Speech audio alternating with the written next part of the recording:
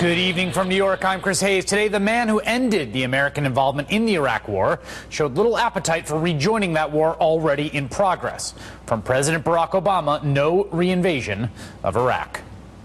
We will not be sending U.S. troops back into combat in Iraq, but I have asked my national security team to prepare a range of other options that could help support Iraq security forces, and I'll be reviewing those options in the days ahead. The president did leave the door open to airstrikes, the efficacy of which we will discuss in a moment.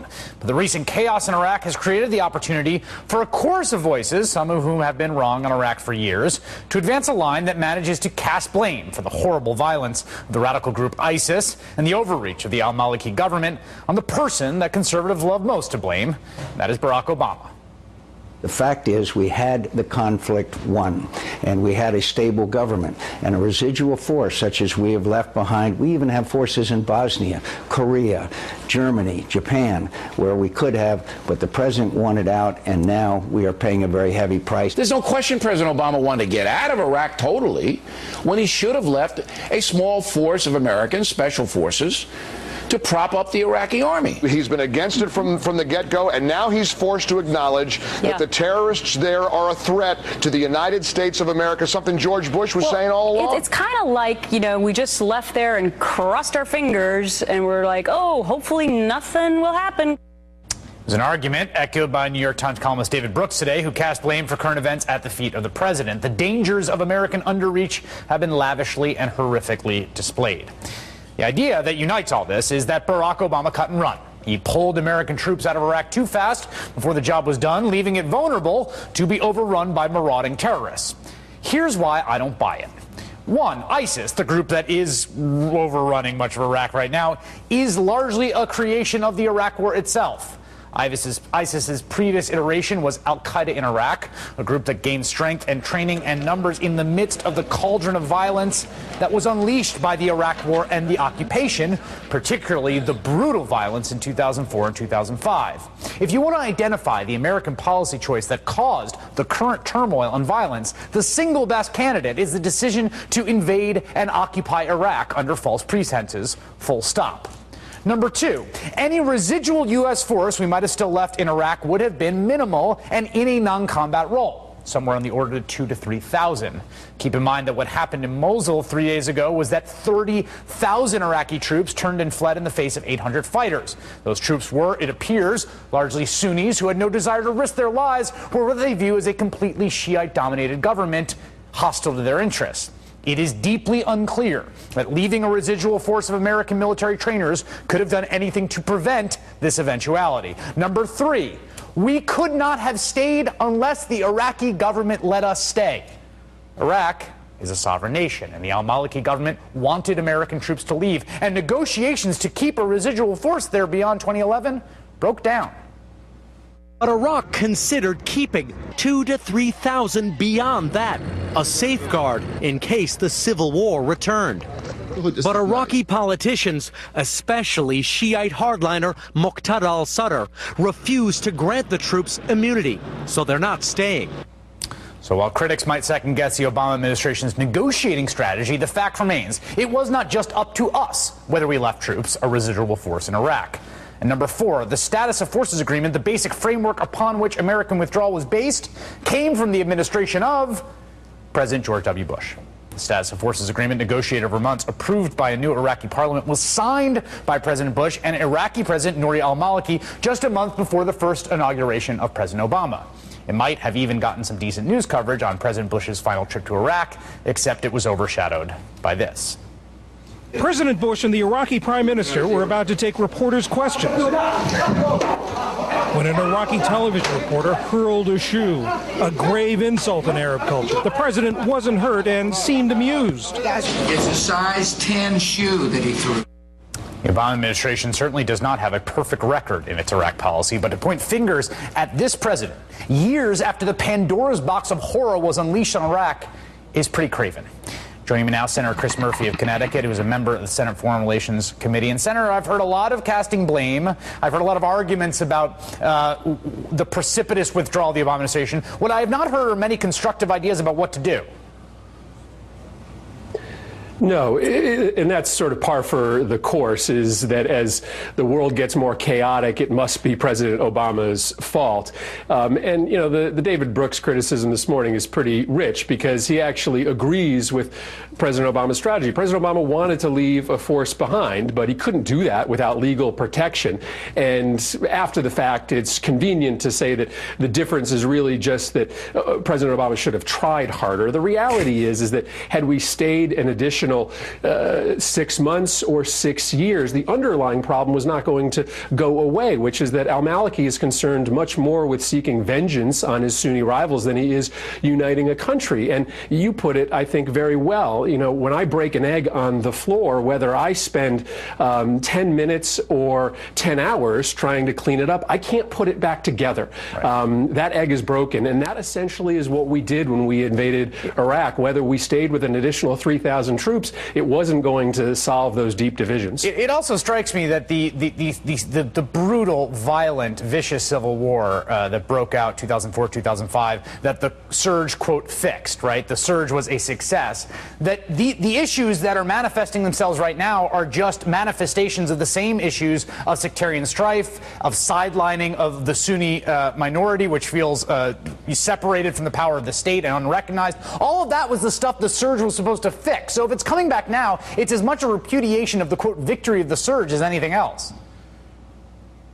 Yeah, and remember, the surge was fueled in part by massive American payouts to a lot of the Sunni insurgents to get them back on board. And when those payouts ended, along, frankly, with the massive military involvement that was not going to be open-ended, a lot of the advancements of the surge did dissipate. That was inevitable. And the reality is that we have been begging Maliki for years now to get serious about building a real government. He is not serious about it. Now, that doesn't mean that we should sit on our hands idly as these radicals move into the country. I'm going to be listening to President Obama as he potentially proposes some limited military action. And if that does come in coordination with some assurances from Maliki that he's going to change his internal politics, then I think that there's lots of us who will listen to that case. But the reality is that for all of these folks that are just trying to say that this is Obama's fault, it ignores the fact that Maliki is the one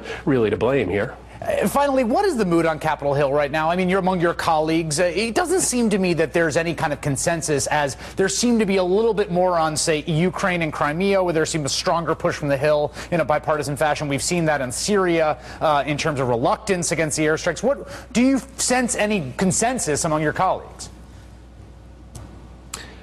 No, I don't. But right now, I do think that there is relative openness to listening to the president's recommendations, and I do hope that he takes a few days to make them. But I think that the one lesson that most of us have learned from 10 years of misadventures in Iraq and Afghanistan is that the United States is pretty miserable at trying to maneuver and orchestrate politics on the ground in the Middle East. And so there is, whether it's confusion or a general chilled reaction to increased intervention, is due to the fact that the one lesson that we have learned is that the United States normally, when we try to intervene to change the realities on the ground in places like Iraq and Afghanistan, make things worse, not better. Ain't that the truth? Senator Chris Murphy, Democrat of Connecticut. Thank you.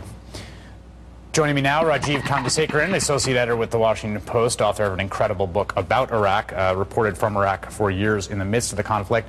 Having been there during some of the worst points of the conflict, how are you understanding and perceiving what's happening now? Look, Chris, this is just, as I see it, the latest grim chapter in a series of bad decisions made by Iraqi leaders, set in motion by bad decisions made by the United States. I mean, all this has its roots, of course, in the decision to invade Iraq, but then in those decisions made in those fateful days after we got there, you know, disbanding the Ba'ath Party, disbanding the Iraqi army, essentially turning the two major groups in Iraqi society against each other. Look, they had always been in conflict, Chris, and you know this very well. But what we did was exactly the opposite of trying to promote reconciliation. And over the following years, we would continue to make these mistakes. And, you know, we talked about the surge with Senator Murphy. I mean, look, we certain people in the United States took the wrong lesson from it, thinking that the reduction in violence was the essentially the mark of a job well done. Right. Well, the surge was only half done. We didn't get to the fundamental political compromise, and we're seeing the consequences of that play out today.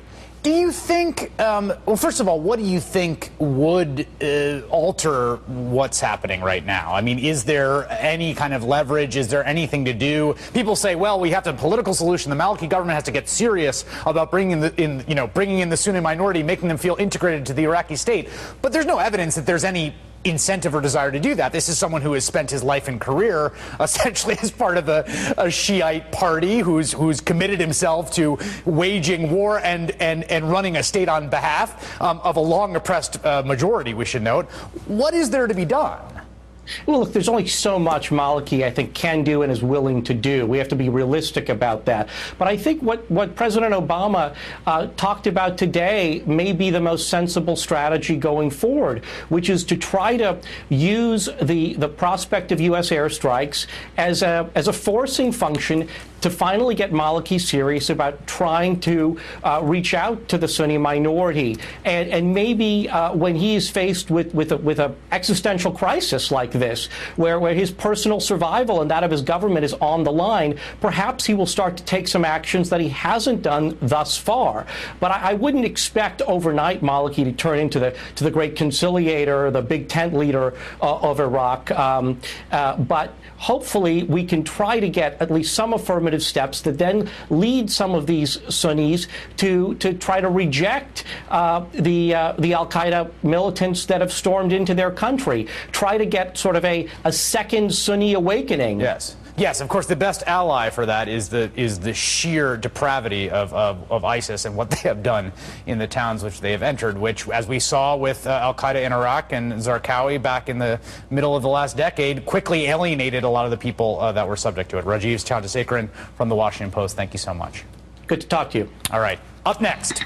Nobody has an interest in seeing terrorists gain a foothold inside of Iraq, and nobody is going to benefit from seeing Iraq descend into chaos. So the United States will do our part, but understand that ultimately it's up to the Iraqis as a sovereign nation to solve their problems. Boots on the ground are out, thankfully. So what is in, and will it make any difference at all? That's next.